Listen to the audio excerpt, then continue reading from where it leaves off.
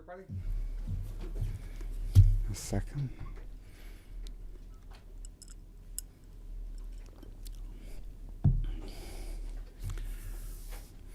So as you're well aware, I'm sending a letter to Elections Ontario to investigate possible collusion between the Vaughan working families and Doug Ford's PCs.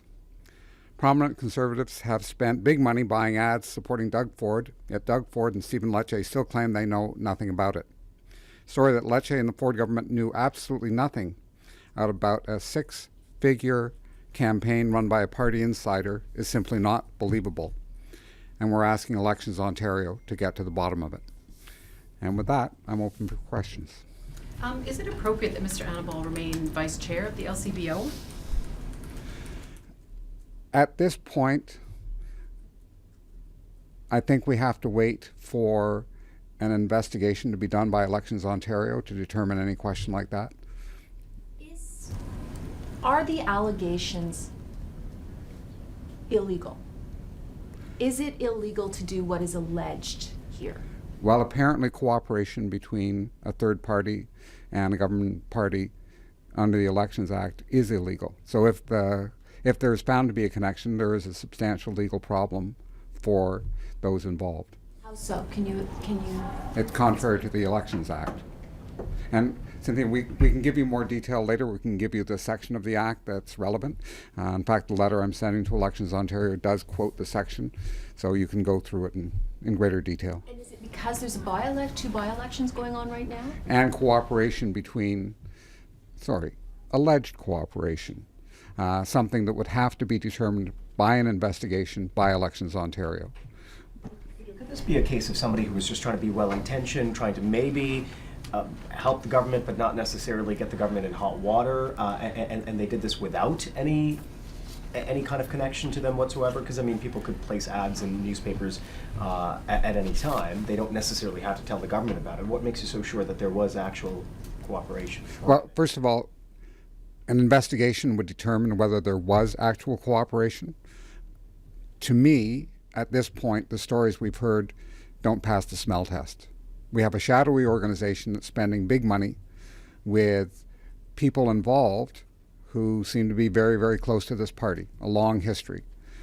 So for me, it doesn't pass the smell test, but an investigation is what's needed by Elections Ontario. They have the authority, they have the resources, they need to dig into this. There's enough here to justify an investigation. But the allegation from the NDP is what precisely? That the claim that there is no connection between the party and those who have put the ads in, on the face of it, doesn't seem credible, and so an investigation is warranted to determine if, in fact, there has been collusion between the parties. And do you want any politician to step aside as an investigator? If Mr. Asenza decides to investigate, should any politician step aside? Well, we won't know if they're investigating or not. As you're aware, Elections Ontario will neither confirm nor deny they're investigating. So I can't come to you and say they're under investigation, because I don't know. None of us will know. At this point, the critical thing is Elections Ontario needs to launch an investigation and determine who's connected to whom, who's doing what, is there collusion between the parties. You have no evidence that there was any communication between these guys and Lecce or the government or anybody at all. You have no email, you have no, other than a smell test, you have nothing else. The smell test, I think, is pretty important. If you see a number of things put together and they don't add up, if there's that odor to them that leads to deeper suspicion, then I think that's the basis for requesting an investigation. There are hundreds of thousands of dollars being spent by unions saying Doug Ford cuts bad, all sorts of stuff. It's on the face of it, it's the same. All those unions have connections to the NDP. What's the difference between this and what we see on the other side? Well, I would say that with regard to any union, we know who's putting the ads in. We know the amount of money they're spending, what all the connections are. Frankly, there isn't a big mystery there. Here, a lot seems to be obscured. There seems to be a lot of smoke in the field. Elections Ontario has to go in and find out what the facts are. I think that's a reasonable thing to ask. Right. I mean, if you look at everything that you're sending to the Elections Ontario, I mean, you basically say that things that are public knowledge, right? This person worked on this campaign while this person worked on this campaign.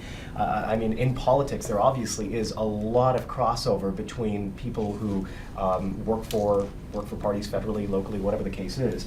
And the only thing that you say here is that it's difficult to believe that, et cetera, et cetera, et cetera. So, I mean, you guys, there is really nothing here to say definitively that something has happened.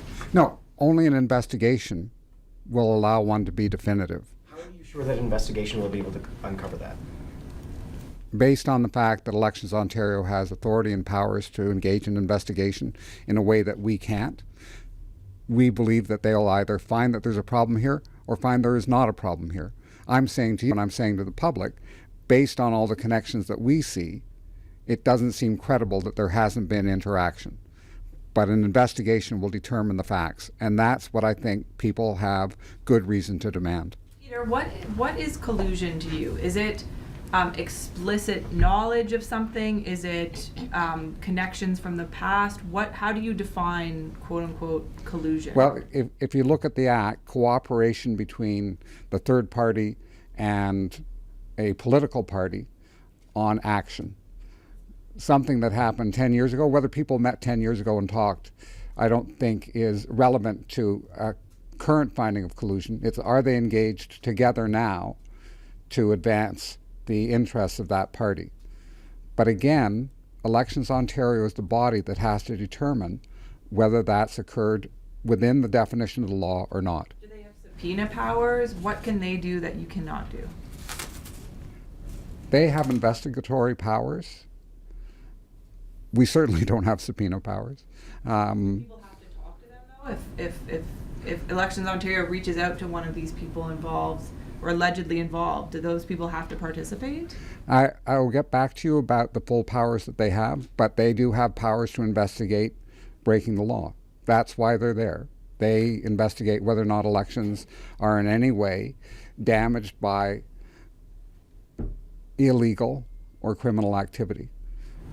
They have the authority in this province to make sure that those things are not happening. And my assumption is if they are limited in their powers, that they can go to the police for further investigation of any breaking of Elections Ontario law.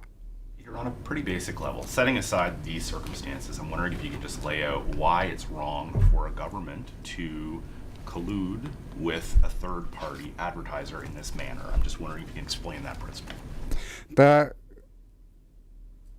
When you have an election going on, and we have 2 by-elections going on, we've gone through the most recent federal election and provincial elections. If you have a third party who's operating independently, that's their business. They do what they want to do, they say what they're going to say. But if in fact they're acting at the behest of a government, then you're talking about resources being piled into the efforts of that government or that party to win an election. And that gets you into problems, I believe, with spending limits. Can you tell me, though, what the difference is between this newspaper ad, for example, and the Working Families ad that was very pro-liberal, anti-Tim Hudak, for example? They've had those massive billboards. What's the difference? Because there were unions behind that, but it never said, hey, this is who we are. Well, you could find out very easily and quickly who was part of the Working Families Coalition if you wanted to. If you wanted to, but the average person wasn't really investigating it. They'd just see that massive billboard. No, that's true. But even all of you have had difficulty finding out who is Vaughan Working Families, correct? And what's the difference between those, billboards that took on Tim Hudak that didn't explain exactly who they were, and this newspaper ad, in terms of collusion, for example? Let's break it into 2 parts, because one is, who are we dealing with? Right now, all we know is that a lawyer working for a firm in Vaughan received an invoice for ads in the Toronto Star. No one can find a website, no one can find any list of the people who actually make up this Working Families Coalition focused on delivering the conservative message. So there's a huge difference between a shadowy organization where it's very difficult to find out who's actually involved and an organization where it's pretty clear who's involved. You can check out a website, you can check out the membership. two very different entities. The question would be, it's one question. The second question would be, are they colluding? So if Working Families Coalition had colluded with a provincial party, that would have been illegal. They can do whatever they want. They register as a third party. They can put out their messages. That's legal. But if in fact you're in a situation where a third party is colluding with, cooperating with a party involved in elections, then that is illegal. It's similar to what you've seen in the United States, where PACs, super PACs, can run their own campaigns, but it's illegal if they cooperate with a party or a presidential candidate. So you're saying had this not occurred within this election period, the NDP wouldn't have necessarily had a problem with it? Well, I don't think that there would have been a legal issue. I would say that there would be a big issue for people in Ontario when you have a shadowy group going around putting ads, and people would ask questions. So who's actually doing this? Is the government doing this and just using a front person? Might not be illegal, but it's certainly not ethical. But we're saying beyond that, there's a real potential, based on what we've heard, based on our sense of smell, that there's cooperation or collusion between the government and this third party. Election Ontario has to investigate. Are you really saying that you think somebody from the Doug Ford government contacted this person and said, hey, put out these ads for us, help us out, do us a favor? I'm asking Elections Ontario to investigate to see if in fact there has been that collusion.